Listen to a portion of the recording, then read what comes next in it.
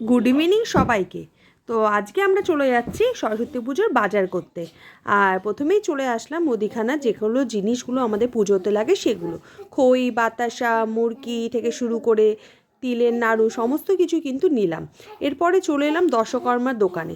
দশকর্মার দোকানে কিন্তু দারুণ দারুণ জিনিস উঠেছে ঘর সাজানো, সেইগুলো কিন্তু দেখে দারুণ লাগছিল। আর এদিকে কিন্তু অদ্রিজার বাবা দোয়াত বাজতেই ব্যস্ত। এই দেখো, বলেছি একবার যে এখানে কিন্তু এগুলো কিন্তু অনেক সময় লিখবে না, তার জন্য খুঁজেই যাচ্ছে, এখনও পর্যন্ত পারেনি। তারপর আমরা ওখানে দশকর্মার জিনিস নিয়ে চলে গেলাম হচ্ছে ঠাকুর আনতে। আর ঠাকুর আনতে এসে দেখি প্রচুর ঠাকুর, কিন্তু কোনটা থেকে কোনটা নেব বুঝেই উঠতে পারছিলাম না। একবার এই হোয়াইট শাড়ি পরা ঠাকুর দেখছিলাম, একবার হলো। যাই হোক, অবশেষে কিন্তু আমরা হোয়াইট শাড়ি পরা ঠাকুরটাই নিলাম। বাড়িতে নিয়ে চলেও আসলাম ঠাকুর। তো আজকের ভিডিওটা ভালো লাগলে অবশ্যই লাইক অ্যান্ড সাবস্ক্রাইব করে দিও। Bye bye.